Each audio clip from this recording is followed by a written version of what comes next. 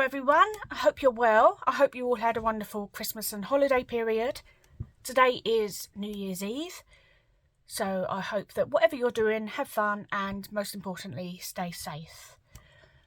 Over the holiday period, I had a chance to catch up on many card making videos and tutorials, and one of the techniques I learned along the way was faux embossing. So I wanted to show you a little video today of how you can achieve that. It is a very, very simple technique, and I'm sure if I can do it, anyone can. I will caveat this video by saying that I don't normally make this style of video in that I talk live through the video, simply because there is much background noise where I craft. So I apologise in advance for any noise. Also, if you see any pet hair sprinkled around my craft area, for that I do not apologise. That is simply pug glitter. As much as I like to clean said hair, it does like to reappear and remind me it is there, so let's just work with it, eh? Okay, so for this technique, a stamping platform is really quite essential in order to be able to line the stamp up where you need it in two different locations. You could attempt it without. I'm not sure I'd be brave enough. Using a dark card is probably the better, provides a better outcome. When I say dark, I mean anything other than white. So today I'm going to be using a craft card, and alongside that you'll need 2 inks of either one colour, 2 different shades, or 2 different colours altogether.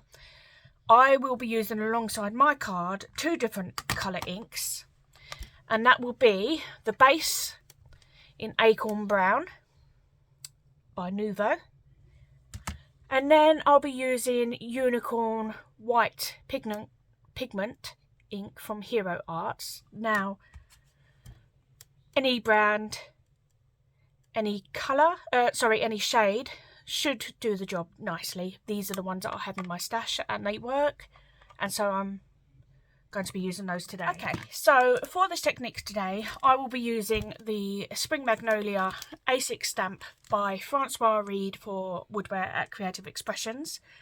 Your choice of stamp is quite imperative to the final outcome. You don't want one with too much detail, as it will just, the detail won't show with the 2 different inks that you'll be using. There is some small detail in this stamp, but I have tested this stamp and it works beautifully, so we're going to go with this one today. So what you want to do is push your card up to the corner of your stamping platform. I've butted mine up to the bottom left corner because that's the only corner I have, and then anchor your card down. Take your stamp.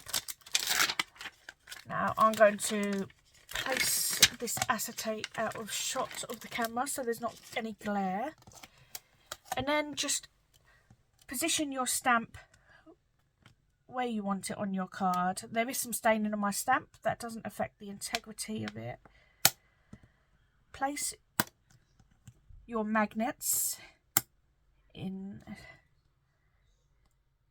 position, and when you're happy, close your lid, pick up your stamp and start stamping. Okay, so you want to go in with your darker ink first. I'm going in with the Acorn Brown. Give that a good coating all over your stamp, and when that is done, bring that over and give it its first impression. Depending on what ink you use, the card, your own strength, I guess, determines how many impressions you'll need to give each colour. I'll probably need to go in 2 or 3 times. this stamp is very forgiving in that there are some areas of the stamp which are incomplete. They are intended to be that way, and so any areas which I miss accidentally, they won't be noticeable.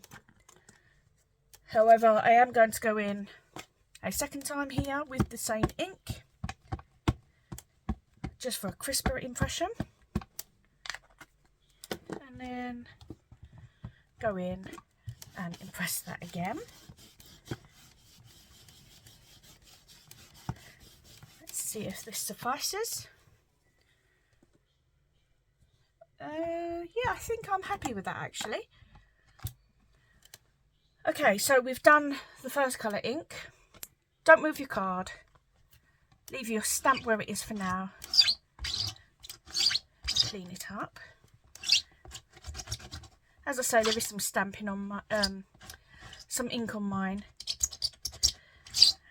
Some staining, but that doesn't affect its use. It just shows that it's well loved. Okay, so as I say, leave your stamp where it is, and what we want to do for this technique is just move the card.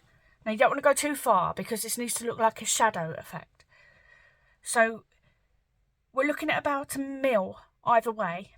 So you want to move the card over around 1mm, across around 1mm, and then you want to move it up around 1mm. It's quite important that you get this part right, because I have gone too far up before and it completely spoils the overall effect. So when you're quite happy with that, your positioning,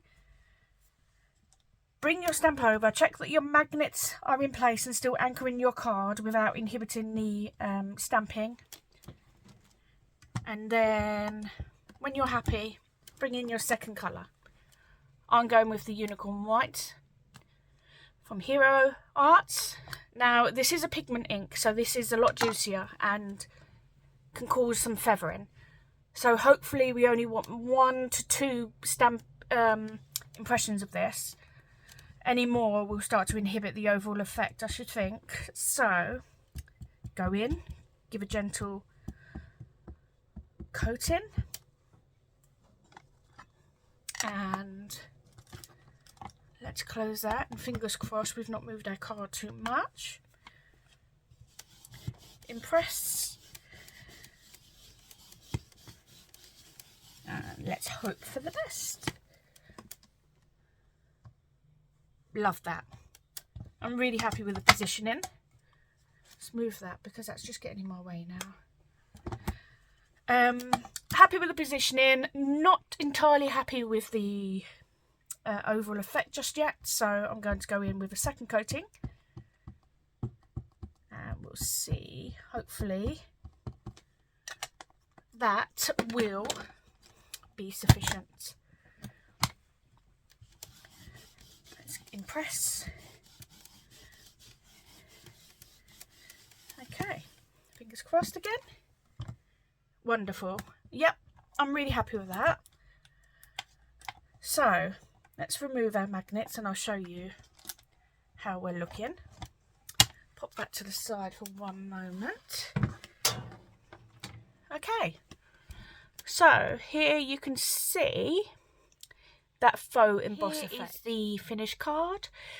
All I did was mount the card panel onto some a brown layer, and then attach that to a UK A6 top fold card blank, and then I stamped in the same brown ink that I used for the stamping onto a piece of white card, using a sentiment from the Word Fragment 2 set by Woodware for Creative Expressions, and just stuck that down with some wet adhesive, and that completes the card.